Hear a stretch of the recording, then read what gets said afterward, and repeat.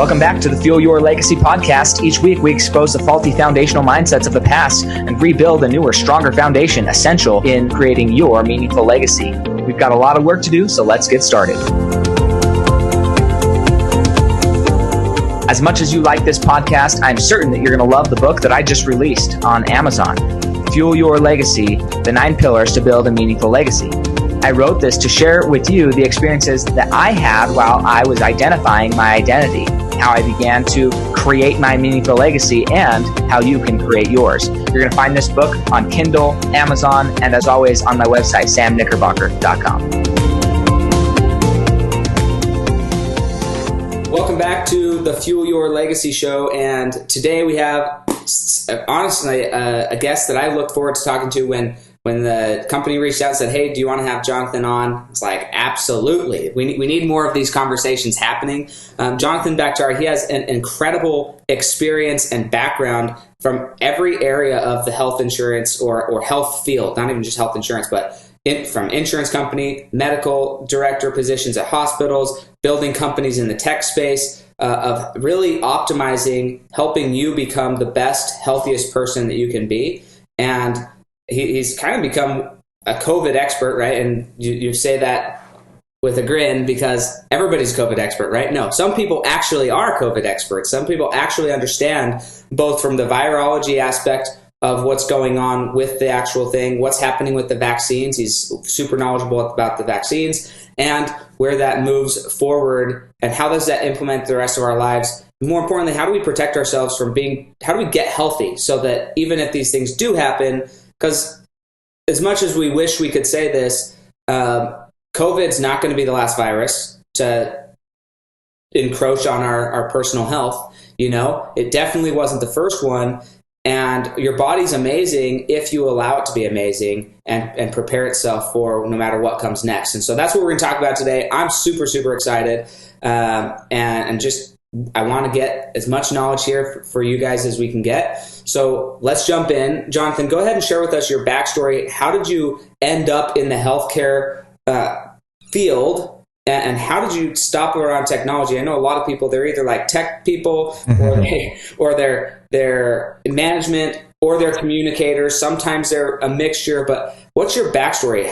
Where'd you grow up? How did you become passionate about helping people optimize their health? Yeah, well, thanks for asking me that. My original thing, of course, like many people, was I wanted to be a doctor. You know, my dad was a doctor, and Sam, and I just thought, it was an amazing opportunity to, help people and more like a calling, as it were. And then went to medical school, residency, fellowship, and then subsequently went to the clinical medicine, which is what, the vast majority of people do who, go to medical school. They just, most of them develop a clinical career, go into clinical practice and see patients. At some point, once I had been doing that for a little bit, I wanted to see if there were other ways that you can make an impact on healthcare. So initially I started, joining a lot of committees and organizations that did more than just clinical work. And then subsequently got into administrative medicine. I was, chief of internal medicine for one of the hospitals I was at, and then eventually became medical director at Anthem Blue Cross Blue Shield for the state of Nevada, and then subsequently another insurance company, and then was asked to be medical director for several hospitals. And then in the meantime, I was also doing some teaching at medical schools. So I was clinical faculty over the years at 3 medical schools. So got the sort of teaching background, the clinical background, the sort of hospital administrative background, and the insurance administrative background. And it was really eye-opening to kind of see healthcare from all 4 pillars, again, clinical, teaching, hospital, insurance. And when you see it from all sides and you see how all 4 view everything, you see obviously there's a lot of commonality, but you see different priorities. And then when you look at some of the friction in healthcare, some of the obstacles that patients have and providers have you realize it's often because of competing priorities that different players have. And everyone's sort of looking at it from their perspective, but there isn't one common perspective, as it were, because while there's overlap, there's areas that different players in healthcare play, and I haven't even thrown in the pharmaceutical companies, and they're of course they want I'm sure they want people to get better with their medications, what have you, but obviously they also have priorities that might be slightly different. So I think it became so obvious, when you have the satellite perspective. So when we sort of started E7 Health, wow, it's been now over 10 years ago, 12 years ago, we kind of looked at it and said, hey, well, where is all of this friction, and,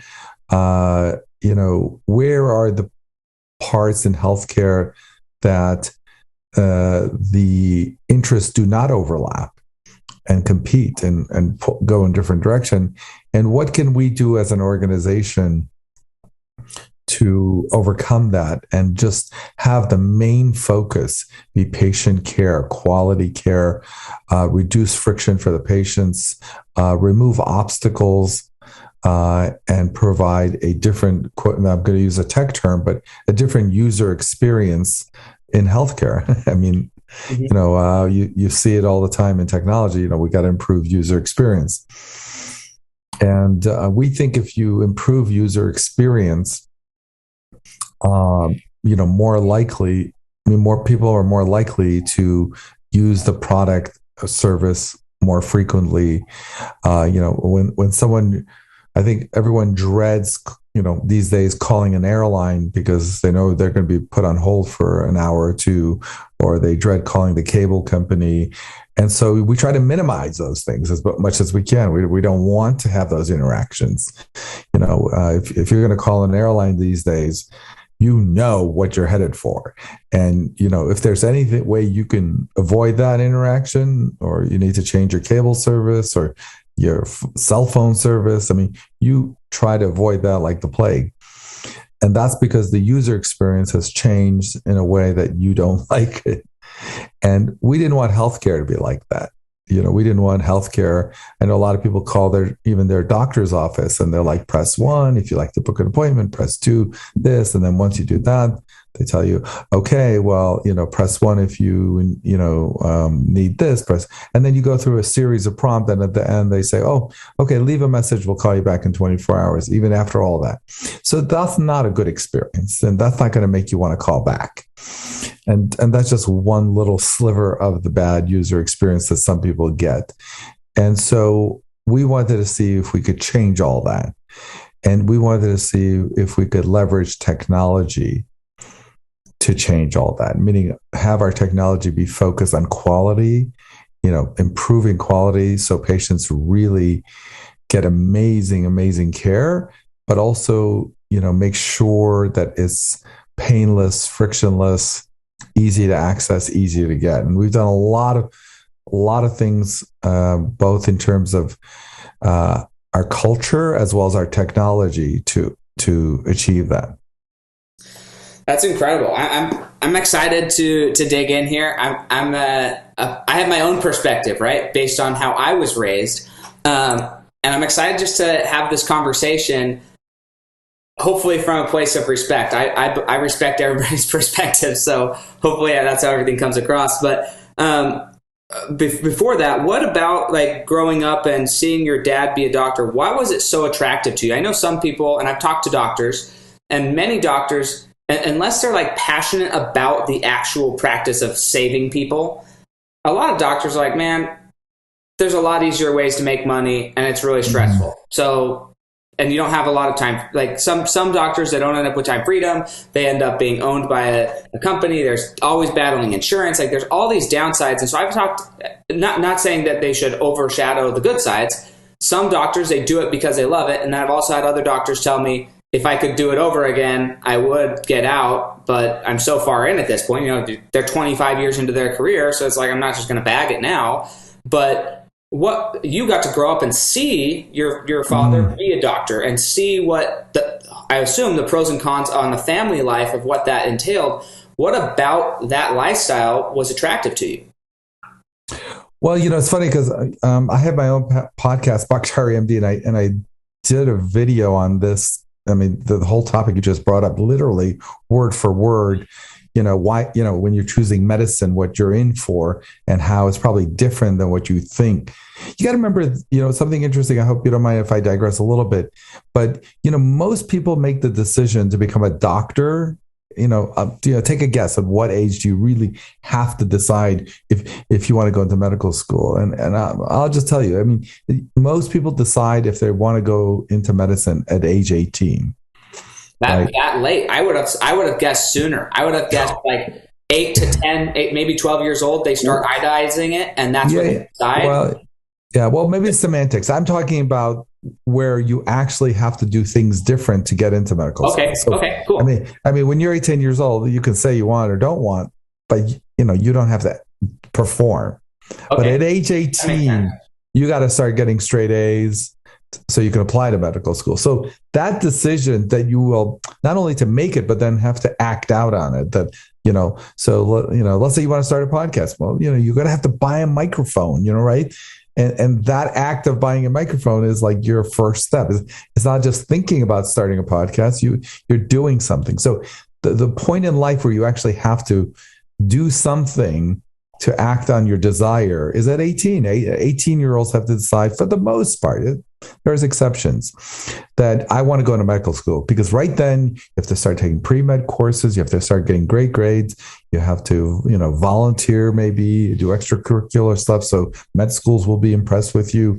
It's very competitive. And so the question really is, do you really want 18-year-olds to be making decisions about what they're going to be doing at 30 or 40? Go back to when you were 18. And were you like in the optimal state of mind to decide what you want to be doing at your current age? But that's what happens in medicine, okay? Because the train takes off at 18, and it's an express train that doesn't stop till you're, 65 or something. There's no stops in between. So sort of you get on the train at 18 and you get off at 65. And, there's no, yes, there are people who get off the train, but those are the exceptions. And so for most people, you make a decision at 18 and you live with it till you retire. I don't think there are other fields similar to that, but by and large, people change fields, change careers, but doctors and some other professions invest so much time. In my case, 4 years of college, 4 years of med school, 3 years of residency, 3 years of fellowship, that's a big investment. So it's hard to get off the train because you've committed yourself. It's sort of like going to the grocery store and filling your cart up to the brim and then walking to the checkout line saying, oh, there's a long wait, let me just leave. No, you just spent an hour filling up. You're not going to leave at that point. Versus if you just had one thing in your arm and you get to the cashier and there's a big line, you're like, okay, one thing. No, I didn't really invest that much. I'll come back. So it's sort of that. So just hitting on what you're saying, and I don't want to digress too much. I think most people decide, about medical school at age 18, and you're invincible at 18. Someone says you want to go hang gliding. You're like, yeah, sure. What the heck? Your ability to size up risk and what you really want, and your ability to think you can handle things. So I think part of that is that, but then part of people just size up the whole thing. So I'm so committed to making people better and helping people that I'm prepared to live with the stress and all the things you said. So I think it could be both ways, but hopefully the majority of people understand the risk and say, you know what? It just means that much to me to be able to make a difference in people's lives. And I think that's how I felt. Even when you size up the risk, it was just like, what an honor, what a calling it is, to be able to have this very intimate relationship with people. A new patient will walk into your office, right? And within 2 minutes of you starting to see them, will tell you the most intimate things about their lives. That's a true honor. You're not going to do that with many other professions. And you have to kind of look at that and say, wow, what an honor it is that, almost complete strangers will walk into my office and tell me about issues that they're having and struggles they're having that they wouldn't share with very many others. So if you view it like that, like who else could be in this position where you could have this kind of, and then use that information to help them. If you've been trained in that field or have something to offer, you can make an immediate impact potentially. Sure. So, hey, I love that. Thank you for answering that, because that's something that I always wonder. Because I know me at 18, I thought I was going to go to school to be a neuropsychologist. Like that was what I was doing. And at the same time, I had made that decision that I was going to go do that. I'm so grateful for some really great college professors who dissuaded me, or not necessarily dissuaded, but they brought into perspective what I was really in for if I wanted it, right? And I think that's what's important. But at the same time, I was doing door-to-door sales, and I was looking at the highest paid people in my career field were at the time somewhere between, the highest paid people were probably around $400,000 and $500,000 a year. The average income for the position I wanted was right around $150,000 to $250,000. And that was like if you worked for an institution at a college and you were constantly doing research and, all of that. And I was like, that's not the lifestyle I want. And at the same time, I was earning over $100,000 a year, knocking doors in 3 months. And so I was like, wow, I don't think I could justify spending 13 years or more, when you factor in all the education, residency, everything, to end up making such a little amount of money in compared to what I was already making at 18. So like that's where, I'm not saying at all that $200,000 or $300,000, $400,000, $500,000 is a little amount of money for most people. But if you can make that in 3 months knocking doors, then it brings things into perspective a little bit differently. And I'm like, I don't think I have 13 years of my life to dedicate to that lifestyle anymore. Right. And not because I wasn't passionate about helping people, because I still am passionate about helping people, but I found a different avenue that was a lower barrier of entry and provided ultimately more income to accomplish what I believe will ultimately accomplish the same thing, which is relieve anxiety, stress, domestic violence, divorce, all the social issues that I care most about. So it's just interesting there.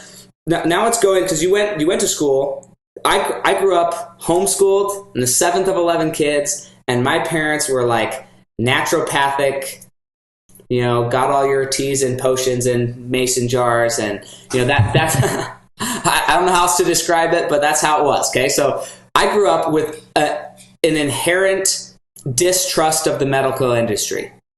And sometimes it kicks me in the butt, and I think, man, I wish I didn't have this distrust built in.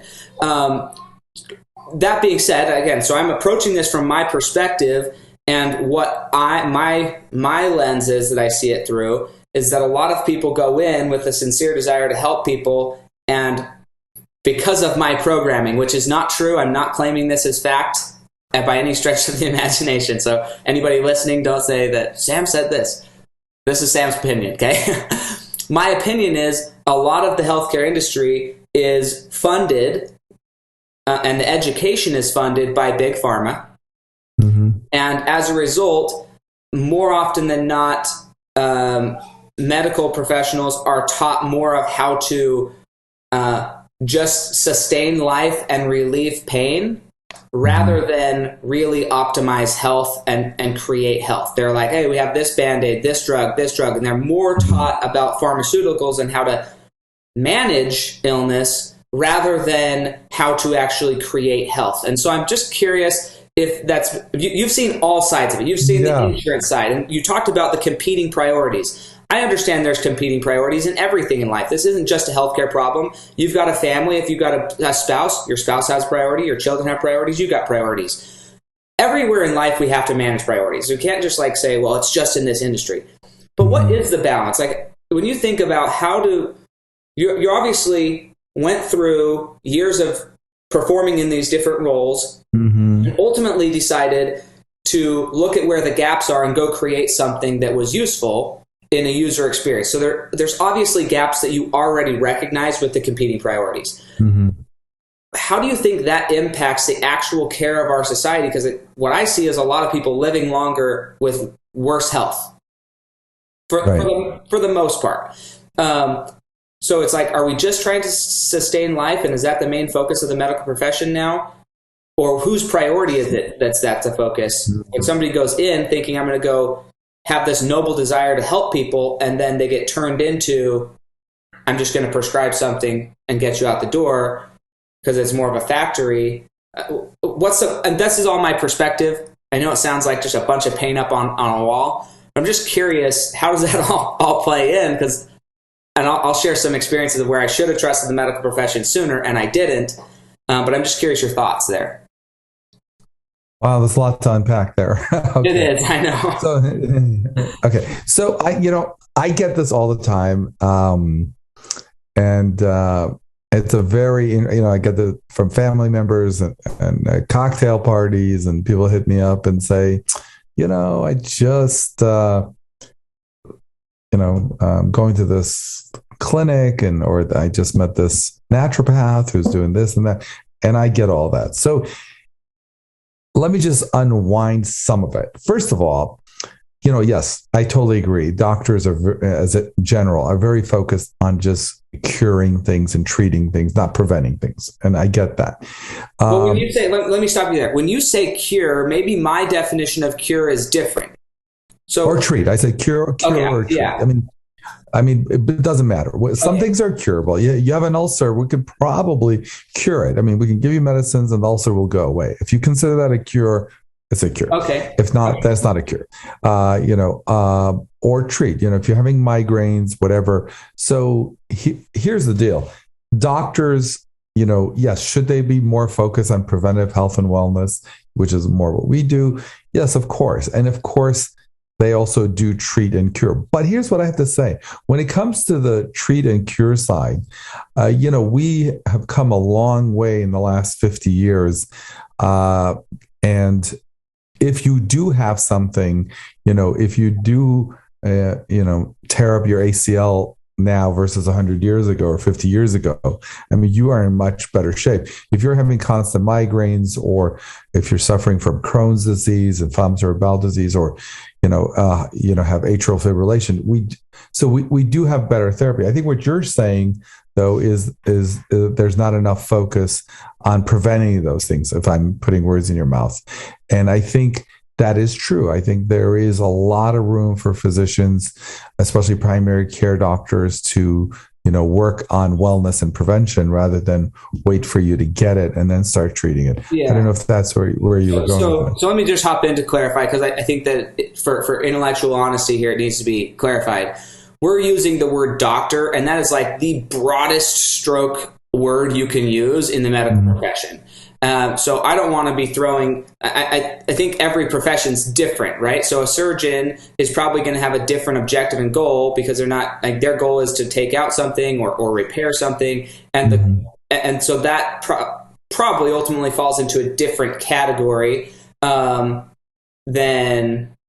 somebody who is it. I mean, a surgeon's probably not the one prescribing medication ultimately. Maybe they are. I don't know enough about the medical profession, but there's different roles. Okay, so using the word doctor, I think, is probably unfair, because then there's a lot of people who are like, well, I'm a doctor and I don't do that. I get it. So just to be clear there, I would say, and I guess the point that I'm getting at, and I think we're driving there, which is what I want to actually talk about, is that the idea of, because this is something that happens everywhere in life. I'm using the medical profession, because you're in the medical profession, as the narrative that we're talking about. One of the books you said you recommend is Pitch Anything. My favorite book. I just reread it again just recently, because I think it's crucial to understand what is the top, like, maintain the conversation in the conversation.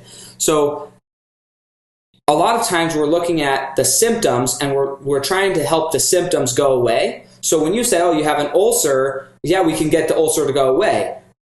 Okay, you got rid of that symptom. The reason there was an ulcer there is a real issue.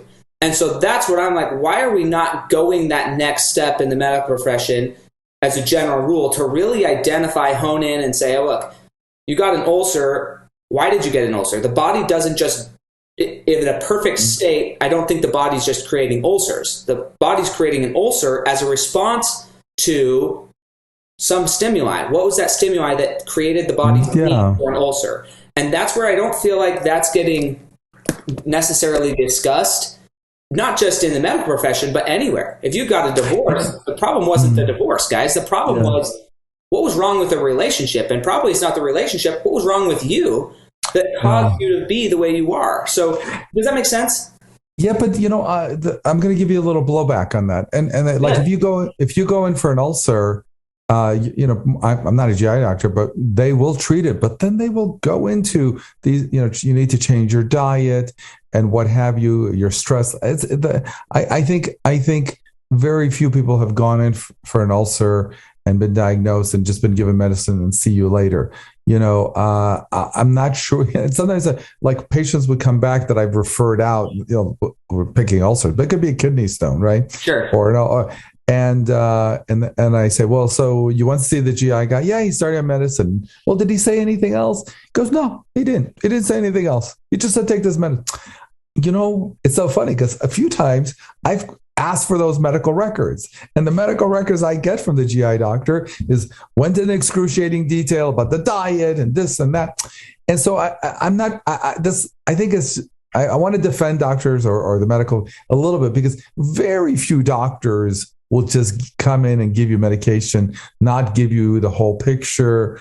And especially these days, we have concierge doctors where you can spend an hour with, or even just in general, there's a whole push within healthcare is prevention. You go in for a kidney stone, they're going to take the kidney. If you can get the kidney stone, they're going to analyze it, see if it's mainly calcium or oxalate, and they're going to tell you what kind of diet to go on, and what drink a lot of fluids to prevent. For this idea that doctors just give you a medication and don't put you on a diet, tell you what to do, how to avoid the next one, it's a little unfair, because if you actually go in for something, you will see that for the most part, often there's a big push in helping you understand it and preventing it. And I'll tell you why that really exists. Because think about, for example, what's happened in healthcare in the last 40 years. We've gone from almost 100% fee for service to a vast majority of now being HMOs and PPOs.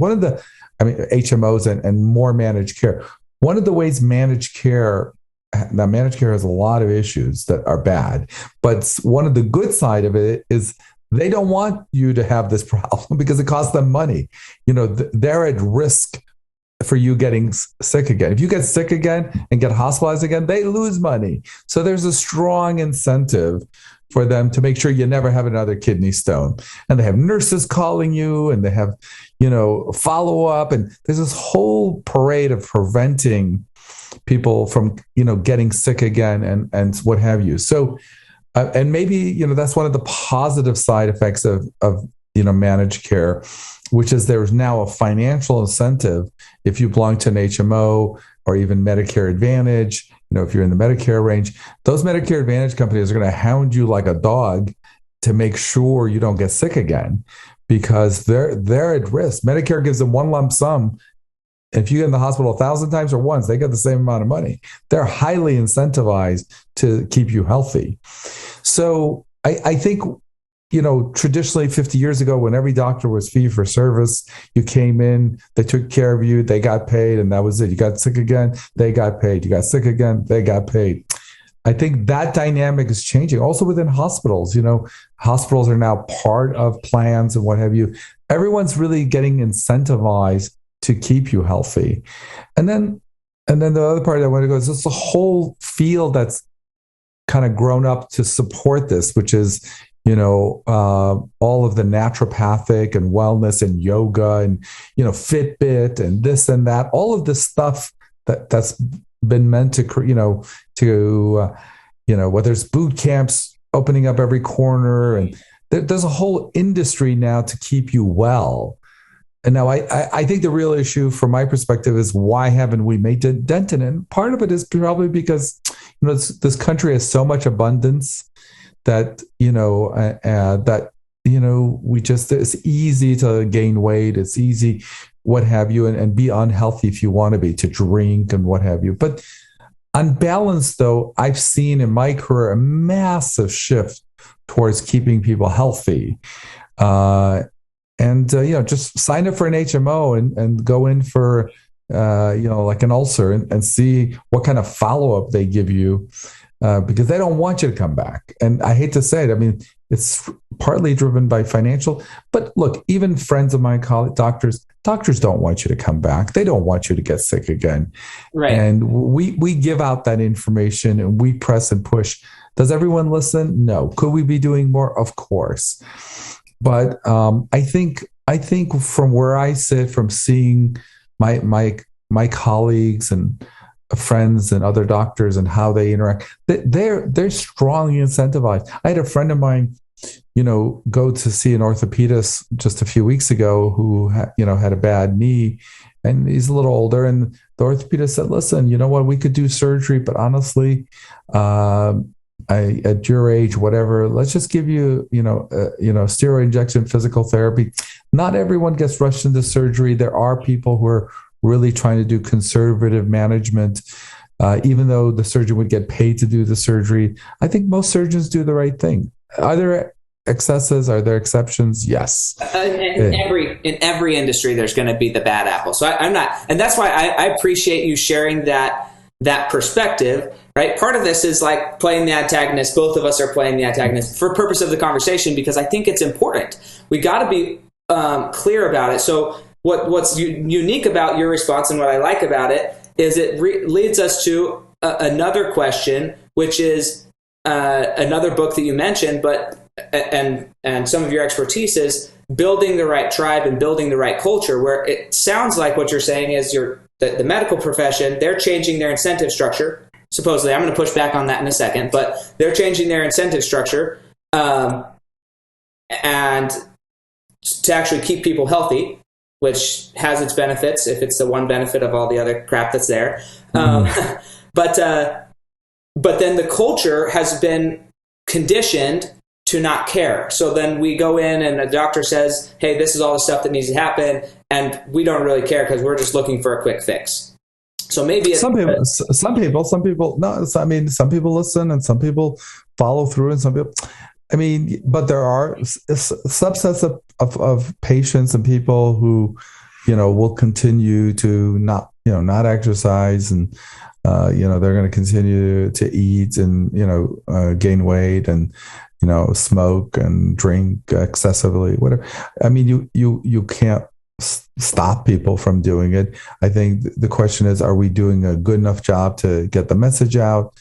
And hopefully we are. Okay. And so this is where I'm going to push back just a little on the recommendation side again. And this is from my super skeptical skepticism of doctors' industries. And it's not an attack. It's really interesting because for me, again, I go through where did these people get educated on what to recommend? Right? And so my opinion is most doctors are educated through medical school. And somebody funded those schools.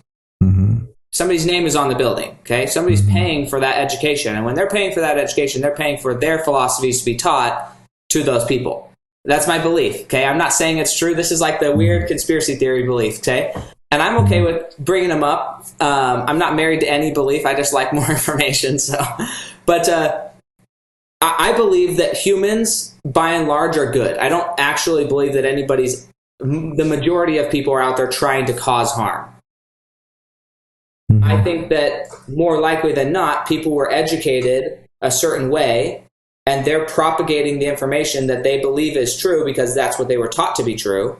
And that information may or may not be true, right? And then if you go back in history and look at the history of why certain things are labeled bad in our society and why certain things are labeled good in our society, then we deal with, it really was financial structures. Cigarettes, they were like glorified for many years in our country. And then the incentive structure changed, and then they were like vilified, right? So it went from glorified to vilified. Sugar, glorified, vilified. Milk, glorified, vilified.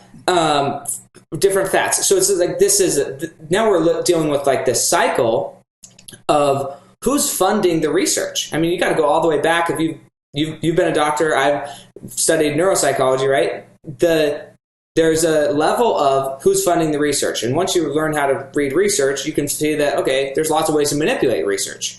Mm-hmm. And then the research is what's educating these people. So that's like my only, for me, it's like, okay, I've got to take everything with a grain of salt because who's really funding the research? That became a big problem with the most current COVID vaccine of like the incentive structures just seemed really for half the country. I don't know if it's half the country. They seemed a little off, or the timing seemed a little bit off and strange. Now we've got lawsuits where they're exempt from, and it's like, it's weird. And the whole thing came about a weird way. And I'm not saying it's right or wrong because maybe we did save millions more people than we would have without it. I don't know.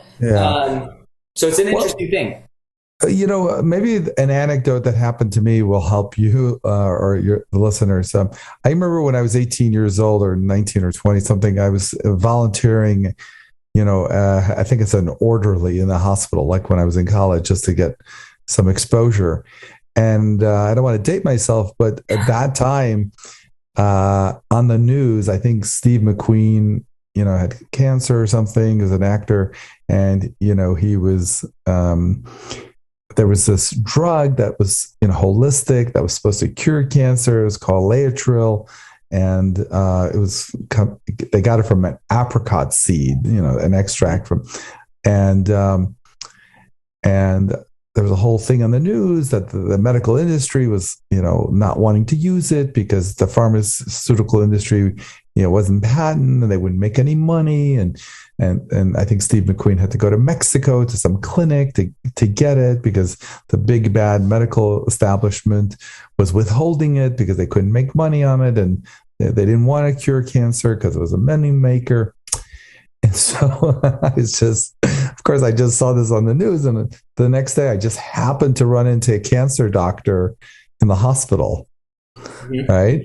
And, I'm thinking I'm so smart because I saw this thing on the news, and I went up to him and I said, can I ask you, we started a conversation somehow. And I said, hey, can I ask you a question? I saw this thing on the news about doctors withholding this thing because they weren't making money and they didn't want to cure cancer. And wow, he just looked at me. He goes, you really think that there's something out there that, I'm rounding on, 20 cancer patients today that, are, terminal or dying. You think I would withhold something that could help them? That, you really think that? I mean, you think there's something out there that us doctors are just saying, oh, no. And, that kind of made an impression on me. And all through my medical career, boy, oh boy, I wish I could have taken that back because nothing could be further from the truth. We sit there and agonize, certainly when people in the hospital, groups of doctors, how can we say that? What can we do to, even desperate measures to try?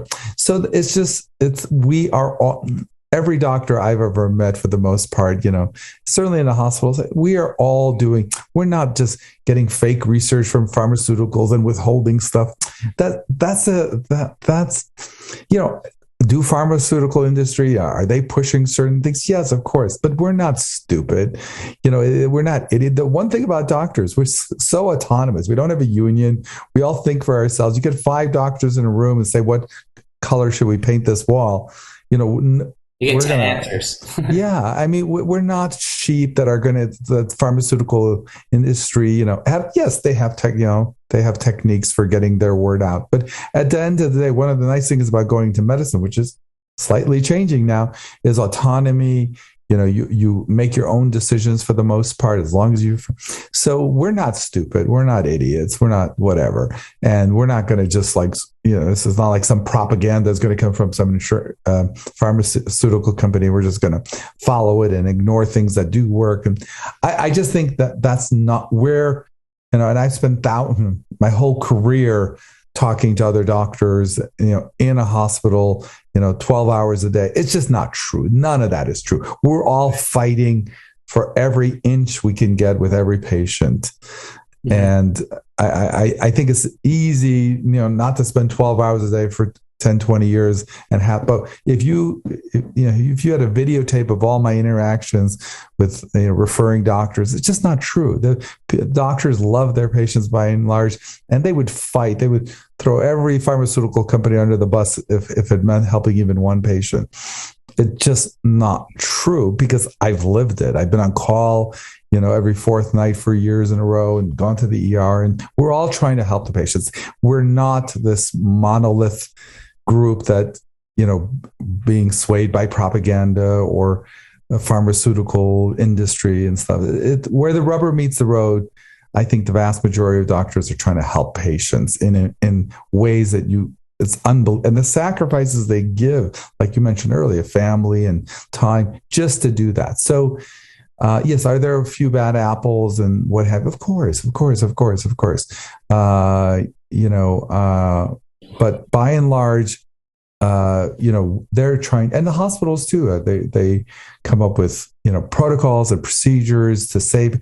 If a mistake is ever made, a whole new action plan is made and to prevent it from ever happening again. And, there's risk analysis that if something goes wrong in a hospital, how can we prevent it from happening again? And, back when doctors used to write notes, there's a big push to make sure doctors' notes were legible so nurses by accident didn't do the wrong.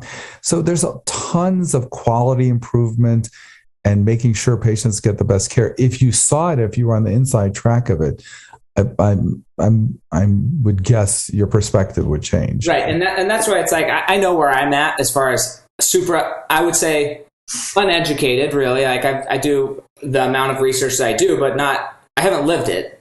And also I have my own personal experiences and this is a funny story. I was out doing summer sales, and I've never, because of where I grew up, or my family when I grew up, I didn't get any vaccines until I was like 18 years old.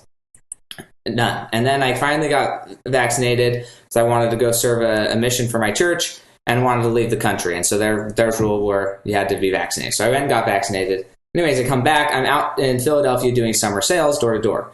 And I got shingles, but I didn't know they were shingles. I just got this rash that started in my butt crack and started working its way up. And it was like fire. It hurt so bad. Yeah. But I was like, I'll just put lotion on it. That hurt even worse. And imagine like walking around, not tight pants, but a belt, in 100+ degree weather, tons of humidity, sweating like crazy. So all the salt's hitting these open blisters. Anyways, I suffered for it for like a week, and I was like, this just is not going away. Finally, I FaceTime my mom. I'm like, hey mom, you're not going to like this, show her my backside.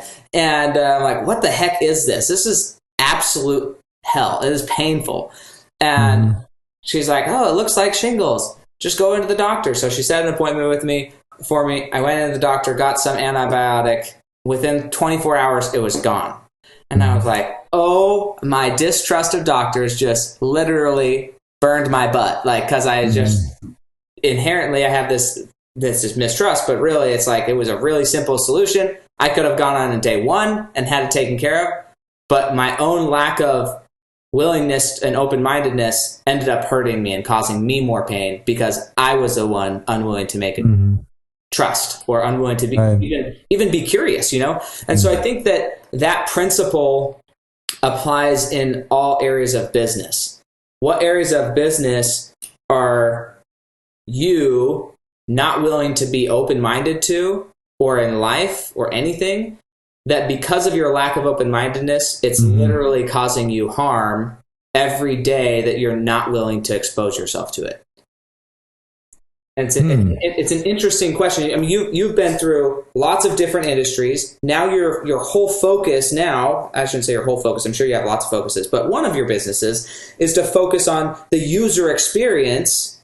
And although your focus on the user experience is in healthcare, understanding humans and user experience, that applies everywhere. Once you start getting into that research, that's like you're now studying human behavior.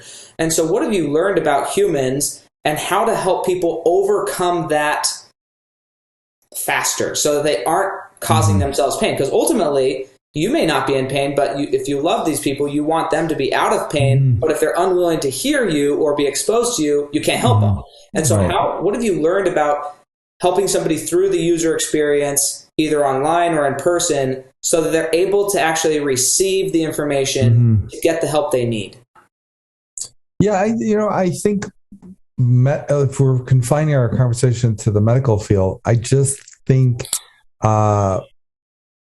if I could be critical of healthcare in a different way, and I kind of hinted at it earlier, is the main thing is whether we're treating or advising or whatever, how difficult is it to get that information? How difficult is it for you to realize that there is a solution out there, or, we have solutions now so you won't get shingles ever again, or dramatically reduce the risk by 95%. So how do we get that information out to you, and how do we make it easy for you to go in and get that? And I think, the other thing that we always talk about is, like, a lot of people dread going to the doctor's office, for example, even just going there or getting an appointment. But the standard clipboard that you're handed. I mean, when you sat in the waiting lobby of the last 10 doctor's appointments that you or anyone had, what they do, they gave you a clipboard with like 20 pages to fill out. And, it's just, you don't get that with other kind of services. Medicine's like, because we're doing such a good thing, we don't care what you have to go through to get it. And I think we should just change that. I think we should say, yes, we have a cure, maybe we have a treatment, but what can we do to make it as easy as possible to get it?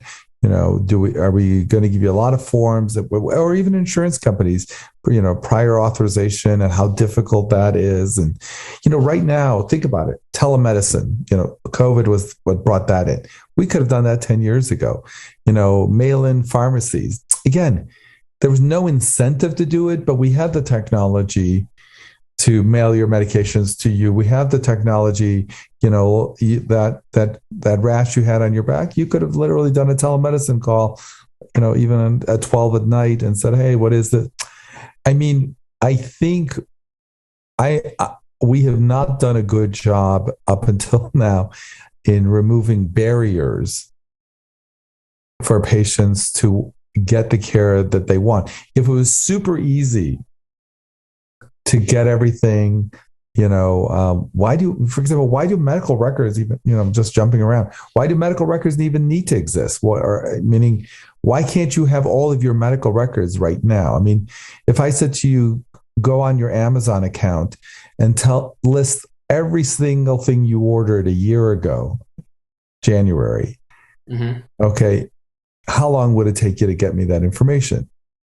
Few clicks. Okay. Download the report. Yeah. If I said to you, hey, God forbid you were in the hospital 2 years ago, let me see all those records. I mean, it's not yours. You don't have it. Why can't medical records be exactly the same as looking up something on your Amazon account? Why does it we know if Amazon can do it, hospitals and doctors can do it, right? Right.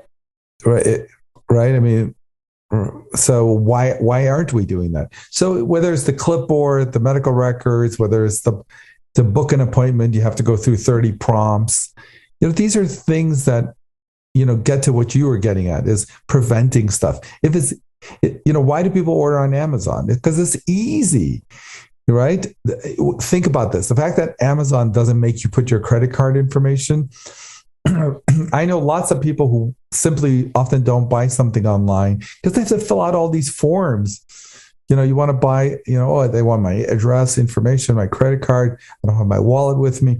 But with Amazon, wherever you are in your phone, boom, boom, boom, and the thing is in your door the next day.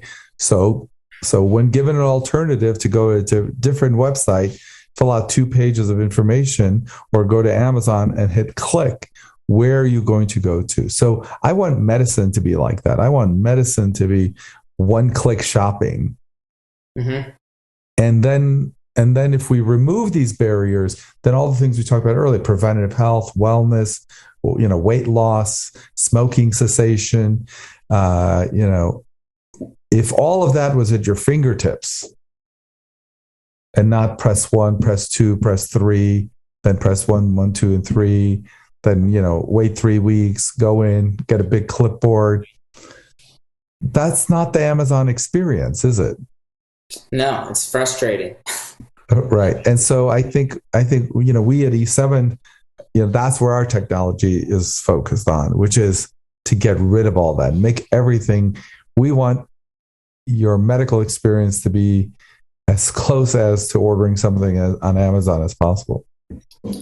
That's awesome. Well, I really, really enjoyed this conversation, and I think we could probably have more conversations on this because there's a lot that I didn't get to ask you, but we are going to have to wind down. I do have a few final questions. The first of those is, if somebody did want to get in contact with you, E7 Health, wherever, where would they go? Is there a website you prefer? Is there a number to text into? Like, what's the best way to actually engage with you and your firm?